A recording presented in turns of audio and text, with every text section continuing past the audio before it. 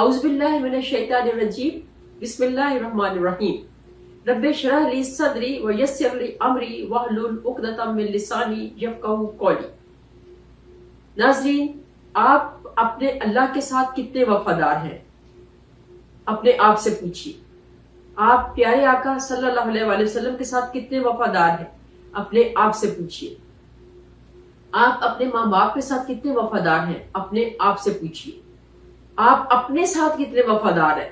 ये भी आप अपने आप से पूछिए।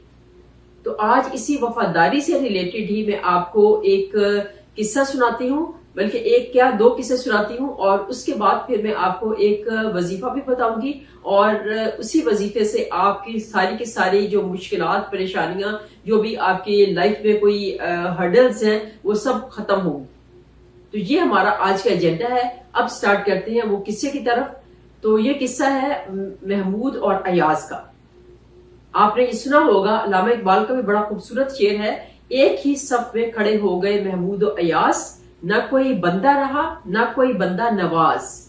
तो एक ही सफ में खड़े हो जाते हैं ये महमूद और अयाज। महमूद कौन था? महमूद एक बादशाह था, और अयाज उनका एक करिंदा था अयाज। तो एक दफा क्या हुआ कि महमूद बादशाह जो थे, उन्होंने अपने महफिल लगी हुई थी, दरबार सजा हुआ था, तो उन्होंने एक फल जो है वो लाके तो उन्होंने अपने लिए भी रखा, और अपने खाने से पहले उन्होंने वो वाला फल जो था कुछ वजीरों को भी दिया, और उन्होंने अयाज को भी दिया। तो वो फल बादशाह ने तो अभी चखा भी नहीं वो फल। तो जो वजीर थे उन्होंने थोड़ा सा, एक दो वजीर ने खाया, और उसके बाद उन्होंने वो फल रख दिया वहां पर। और उसके बादशाह ने देखा कि वो जो अयाज था वो बड़े मजे से फल खा रहा था, उसको कुछ भी नहीं हुआ, उसने मुंह भी कड़वा नहीं किया, या कुछ इस तरह से मुंह भी नहीं बनाया कि फल कड़वा है या फल मीठा है या फल तुर्श है, किसी तरह का कोई उसने एक्सप्रेशन नहीं दिया। तो महमूद जो थे उन्होंने कहा कि मैं खुद फल खा के देखता हूँ कि ये किस तरह का है। उन्होंने जब हल्का सा बाइट ही लिया तो वो बहुत कड़वा था फल, बहुत कड़वा था फल उनको लगा। उन्होंने भी वो फल रख दिया। तो उन्होंने कहा कि अयाज से पूछा कि अयाज, आपने इतना कड़वा फल है, बाकी लोगों ने किसी ने भी नहीं खाया, उन सब ने फल रख दिया है, तो आप बड़े शौक से खाते जा रहे हो। तो अयाज जो थे उन्होंने कहा कि बादशाह सलामत, आपने मुझे हमेशा इतनी मीठी मीठी चीजें खिलाई हैं, इतनी अच्छी मुझे चीजें खिलाई हैं, तो एक दफा अगर आपने मुझे कड़वा फल दे दिया तो मैं क्या उसका इतना ना शुक्र बन जाऊं कि मैं आपको कहूं कि ये इतना खराब फल है, मैं ये खाता ही नहीं। तो नाज़रीन, इस किस्से से हमें ये भी सबक मिलता है कि अल्लाह ताला की कितनी अनायात होती है हमारे ऊपर।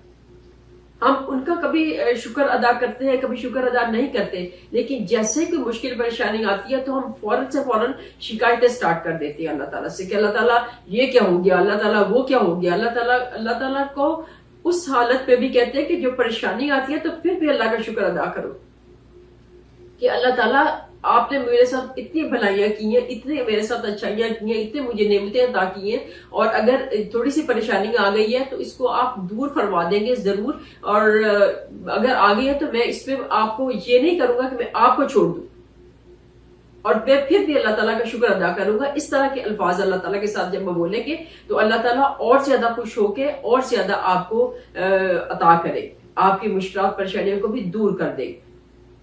तो कहते हैं कि अगर अल्लाह ताला का शुक्र अदा करेंगे तो अल्लाह ताला और अता करता है जो लोग अल्लाह ताला का शुक्र अदा करते हैं।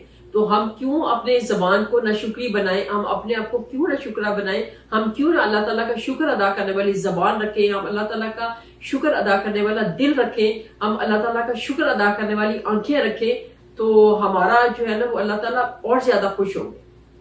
इसी तरह से नाज़रीन, एक और किस्सा है वफादारी का। ये किस्सा है कि उसमें एक दफा बादशाह अयाज ने जो है वो बड़े कीमती पत्थर अपने खजाने से मंगवाए और अपने वजीरों से कहा कि इन पत्थरों को तोड़ दो, इतने कीमती पत्थर हैं, वो उन पत्थरों को तोड़ दो। जो वजीर थे उन लोगों को उन हीरो की कीमत का पता था। उन्होंने कहा कि बादशाह सलामत से इतने कीमती हीरे हैं, अब इनकी जो दौलत है वो 10 खच्चरों के ऊपर भी डाली जाए तो फिर भी जो है उनकी दौलत, इनकी कीमत ज्यादा बनती है, उनकी दौलत 10 खच्चरों में पूरी नहीं आएगी। तो हम इनको तोड़ नहीं सकते क्योंकि ये बहुत कीमती हीरे हैं, इतना नुकसान हम कैसे करें। तो बादशाह सलामत ने कहा चलो ठीक है। और उसके बाद फिर बादशाह सलामत ने अपने दरबार पे बैठे हुए अयाज से जो है वो उनसे कहा कि अयाज ये हीरे तोड़ दो। تو ایاز نے جو ہے کیا کیا کہ انہوں نے فوراً آئے اور انہوں نے ایک ہتھوڑا لیا اور ہیرے کو توڑ دیا. تو سارے کے سارے جو وزیر تھے وہ دیکھنے لگے کہ یہ اس نے کیا کر دی، اس نے کیا خرابی کر دی ہے، اس نے اتنے قیمتی ہیرے تھے ان کو توڑ دیا، اتنا نقصان کر دیا بادشاہ سلامت کا، یہ ہو گیا وہ ہو گیا. تو بادشاہ سلامت نے بھی پوچھا کہ ایاز تم نے اتنے قیمتی ہیرے تھے، تمہیں خوف نہیں آیا یا تمہیں کچھ احساس نہیں تھا کہ یہ کتنے قیمتی ہیرے تھے؟ تو ایاز نے کہا کہ بادشاہ سلامت آپ سچ کہتے ہیں، لیکن میرے لیے جو زیادہ پیشس ان ہیروں سے بھی زیادہ جو قیمتی بات تھی وہ آپ کا حکم تھا، اس لیے آپ نے حکم کیا تو میں نے وہ ہیرے توڑ دیے. میرے لیے ان ہیروں کی قیمت کچھ بھی نہیں ہے آپ نے حکم کے آگے. تو ناظرین یہی بات میں آپ کو بتانا چاہ رہی ہوں کہ اللہ تعالیٰ کا حکم جو ہے وہ اللہ تعالیٰ کے جو آرڈرز ہیں ہمارے اوپر، ہمیں ان کو ہر حالت میں بچا لانا چاہیے، چاہے ہم اس کو سمجھتے ہیں ہم اس کو نہیں سمجھتے. جو چیز اللہ تعالیٰ نے کہی ہے انکار، اس پہ آنکھیں بند کر کے انکار. جو اللہ تعالیٰ نے کہا ہے کہ اس میں انٹر ہو جاؤ، اس میں آنکھیں بند کر کے ہمیں انٹر ہو جانا چاہیے. تو ناظرین ابھی جو میں آپ کو وظیفہ بتانے لگی ہوں یہ ہے سورہ مومنون کا وظیفہ. یہ پارہ نمبر 18 ہے، قد افلح پارہ ہے اور اس کی سورہ مومنون ہے. سورہ مومنون کی لاسٹ آیت ہے، 4 آیتیں. لاسٹ کی آیت نمبر 15 سے لے کے تو آیت نمبر 18 تک، آیت نمبر 15، 16، 17 اور 18. یہ 4 آیات جو ہے ناظرین آپ ان کو کسی بھی مشکل کے لیے، کسی بھی پریشانی کے لیے، کسی بھی بیماری کے لیے آپ ان 4 آیات کی مدد سے آپ اس کو سالو کر سکتے ہیں، اس سے بیماری سے شفا حاصل کر سکتے ہیں. ان 4 آیات کو اگر آپ کو کوئی مشکل پریشانی ہے تو 7 دفعہ ان 4 آیات کو پڑھ کے اول آخر 3 دفعہ درود پاک پڑھ کے تو آپ اللہ تعالیٰ سے دعا کریں. انشاءاللہ تعالیٰ العزیز اللہ تعالیٰ ان آیات کی مدد سے ضرور آپ کی ہیلپ کریں گے. یقین کامل، ہر وقت میں آپ کو کہتی ہوں یقین کامل بہت ضروری ہے. ہر چیز میں یقین کامل ہونا چاہیے، چاہے آپ کے دنیاوی معاملات ہیں چاہے آپ کے دینی معاملات ہیں. اور خاص طور سے جب بات آتی ہے اللہ تعالیٰ کے ساتھ لنک کی تو اس میں تو یقین کامل بہت ہی ضروری ہے. اور اسی طرح سے اگر کوئی مریض ہے اس کے لیے آپ نے پڑھنا ہے تو 7 دفعہ ان 4 آیات کو پڑھ کے اول آخر 3 دفعہ درود پاک پڑھ کے تو آپ نے اس کے ایک کان میں پھونک مارنی ہے اور اسی طرح سے پھر آپ نے اس کے دوسرے کان میں پھونک مارنی ہے. پہلے رائٹ کان میں اور اس کے بعد پھر لیفٹ کان میں اس کے جو پھونک مارنی ہے اور اس کے بعد آپ نے جو ہے نا اللہ تعالیٰ سے دعا کرنی ہے. انشاءاللہ وہ مریض بہت جلد شفا شاف ہو جائے گا. کسی بھی سٹیج کا مریض ہے، اس پہ یہ نہیں ہے کہ فلاں کوئی تھوڑی بیماری ہے یا بڑی بیماری ہے، مریض کوئی بھی ہو آپ نے اس کے کان میں 7 دفعہ ان آیات کو پڑھ کے تو پھونک مارنی ہے، اس کے دوسرے کان میں بھی اور ایک کان میں بھی اور دوسرے کان میں بھی.